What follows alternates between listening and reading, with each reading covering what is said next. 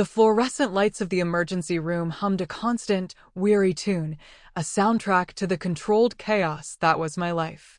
For 12 hours, I had been a whirlwind of blue scrubs, sanitizer, and strained empathy. The scent of antiseptic was so deeply embedded in my senses, it had become my personal perfume. It clung to my hair, my skin, the very fabric of my being. Each beep of a monitor, each rushed call over the intercom, was a stitch in the tapestry of my exhaustion. But weariness was a luxury I couldn't afford. Not with Leo's medical bills piling up like snowdrifts on my kitchen table, a cold, white reminder of how close to the edge we were living. Another double shift was not a choice, it was a necessity, a frantic scramble to keep our heads above the churning water of debt.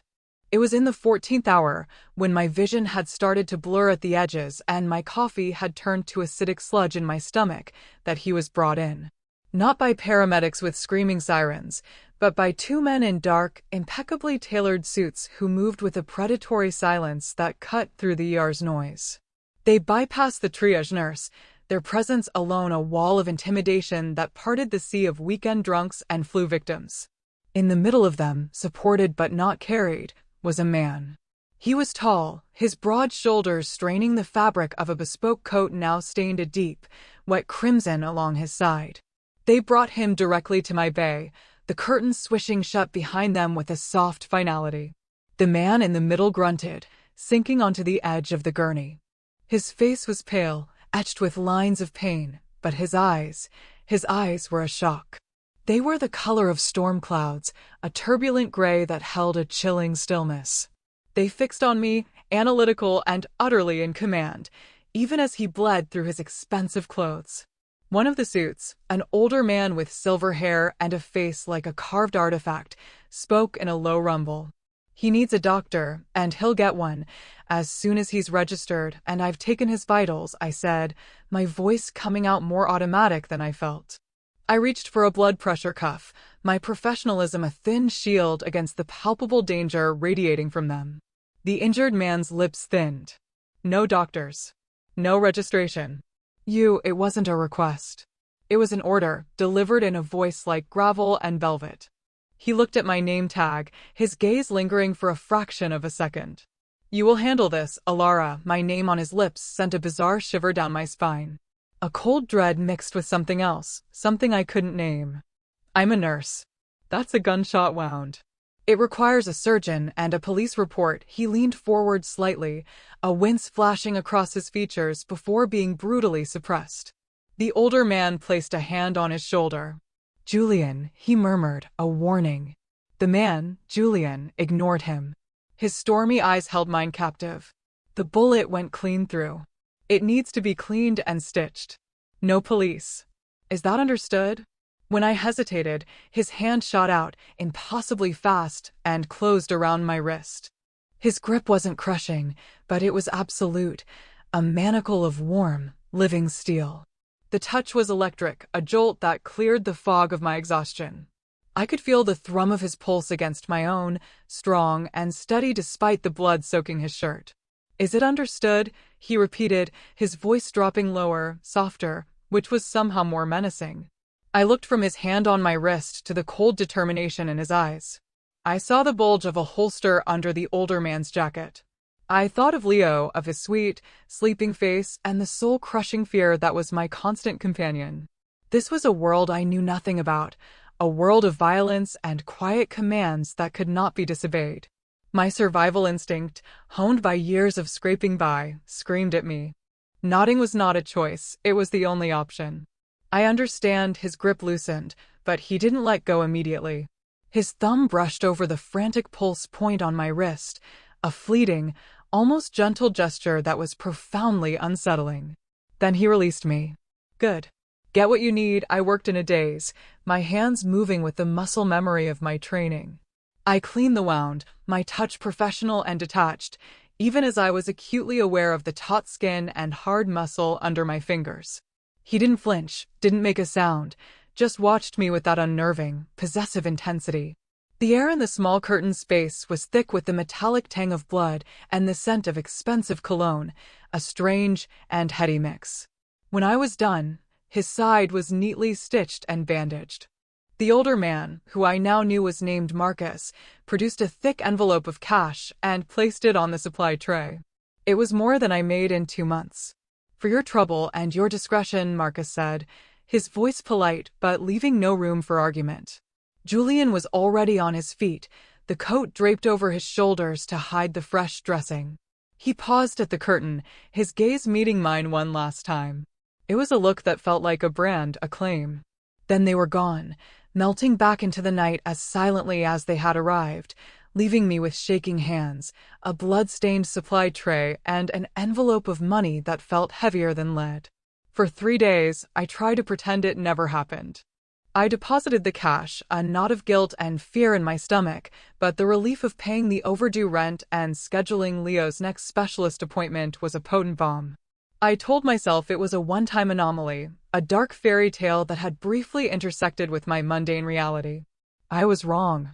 On the 4th day, as I walked to my car in the pre-dawn gloom of the hospital parking lot, a black sedan pulled up beside me, its engine a low, expensive purr. The passenger window glided down, revealing Marcus's stoic face.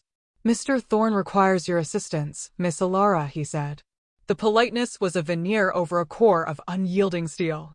My heart hammered against my ribs. "I'm a nurse, not a private physician." "I can't just, your son, Leo," he interrupted softly, and my blood ran cold. "He has another appointment with Dr. Albright next Tuesday for his asthma. It would be a shame if you were unable to afford the new nebulizer she is likely to recommend." He didn't raise his voice.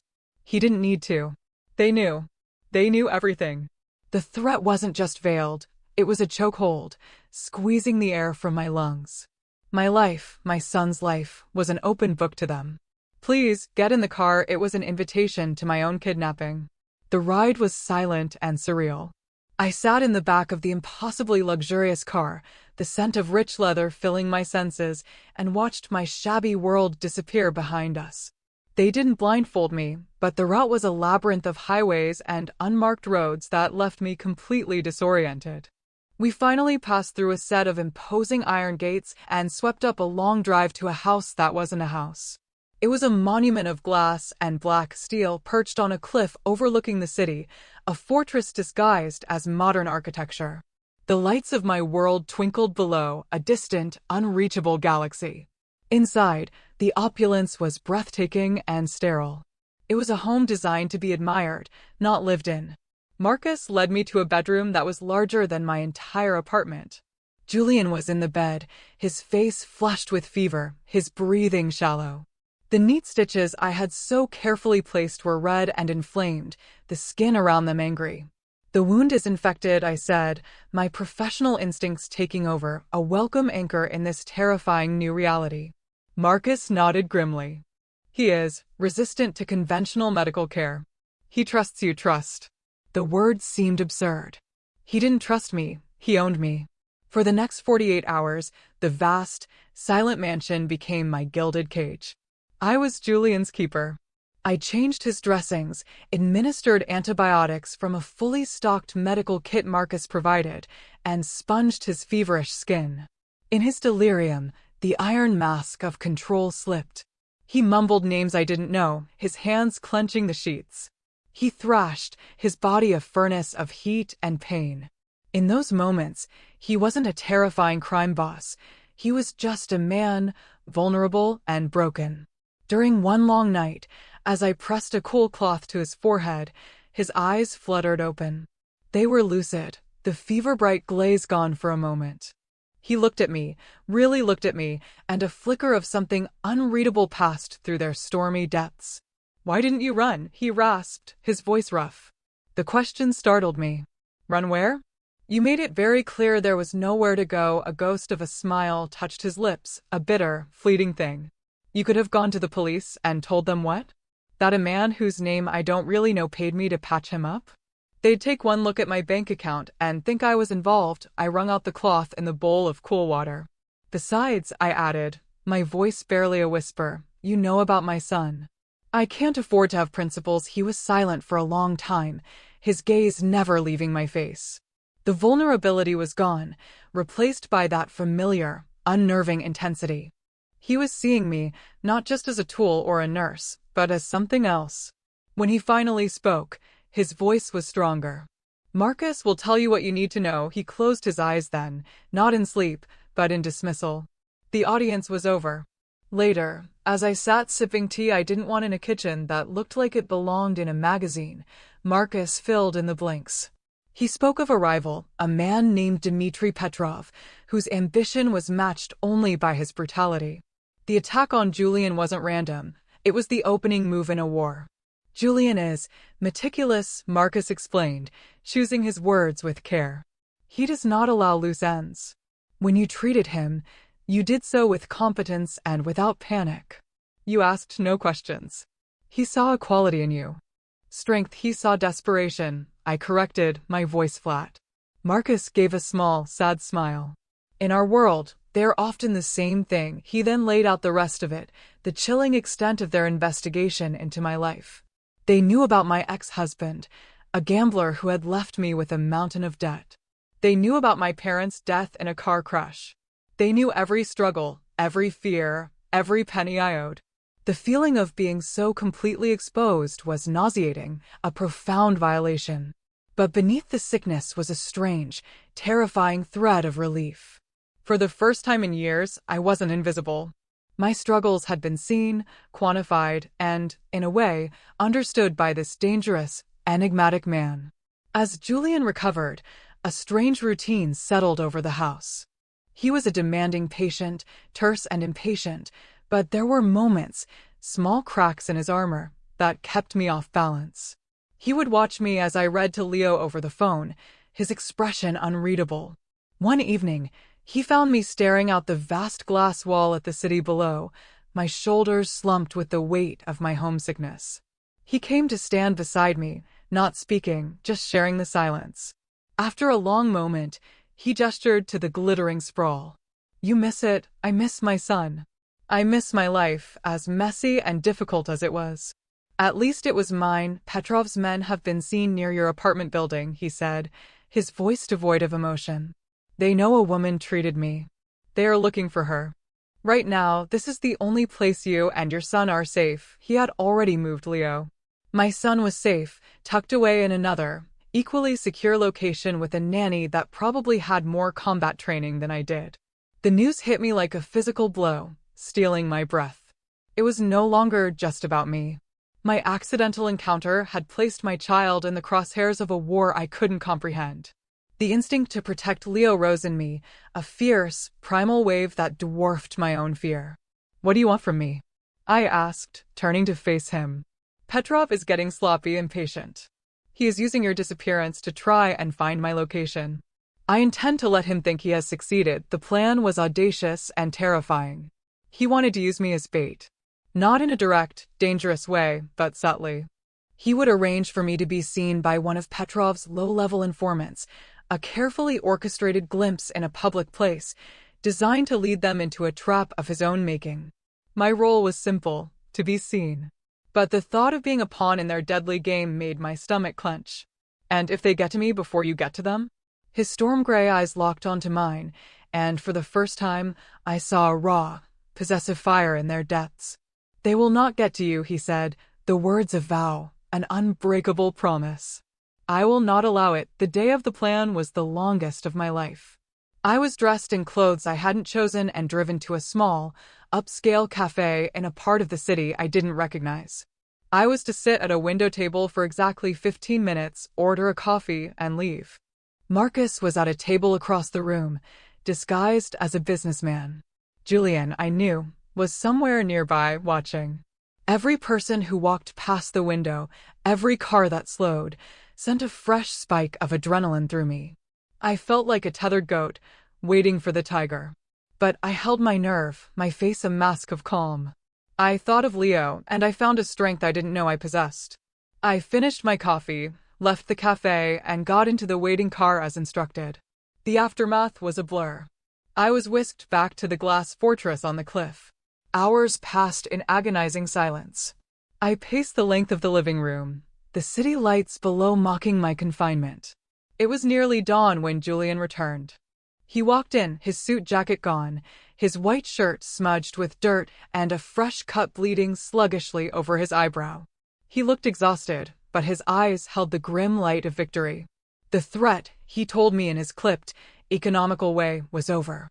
Dmitry Petrov would no longer be a problem for anyone. He had neutralized the danger completely.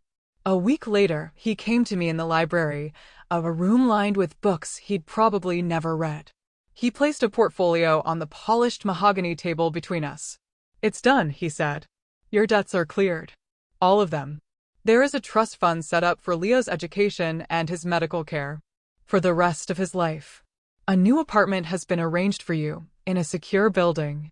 You are free to go back to your life. You will never have to worry about money again." I stared at the papers, at the proof of my liberation. This was everything I had ever wanted. Safety. Security. A future for my son. I could walk out that door and reclaim a sanitized, easier version of the life I had lost. I could forget the scent of his cologne, the weight of his hand on my wrist, the chilling comfort of his protection. I could go back to being a single mother and an ER nurse, my nights filled with the mundane emergencies of ordinary people. I looked up from the portfolio and met his gaze. He stood there, impossibly contained, his face giving nothing away. But I could see it, a tension in his shoulders, a flicker in the depths of his eyes. He was offering me a choice, but his desire was a palpable force in the room. I thought of the crushing loneliness of my old life, the constant, grinding fear of not having enough. It was a safe misery, a familiar struggle. Then I thought of the past few weeks. The terror, yes, but also the strange, exhilarating feeling of being truly seen, of being protected by a force of nature. I had been more alive in this gilded cage than I had been in years. I had seen the vulnerability beneath his ruthlessness, the protective instinct that drove his possessiveness. It was a dangerous, violent world, but in it, I had found a strange and profound sense of belonging. Slowly, deliberately, I pushed the portfolio back across the table toward him. "My life isn't back there anymore," I said, my voice quiet but steady. "I think it's here." A flicker of surprise, then something deeper, something akin to relief, crossed his features. He didn't smile, but the harsh lines around his mouth softened. He took a step closer, his presence filling my senses. He reached out, not to grab, but to gently cut my jaw, his thumb stroking my cheek. The touch was no longer a shock, but a homecoming. "This life is not easy, Alara. I'm not looking for easy," I whispered, leaning into his touch, my choice made. "I'm looking for you." The city lights glittered below, no longer a reminder of a world I'd lost, but a backdrop to the one I was finally choosing to begin.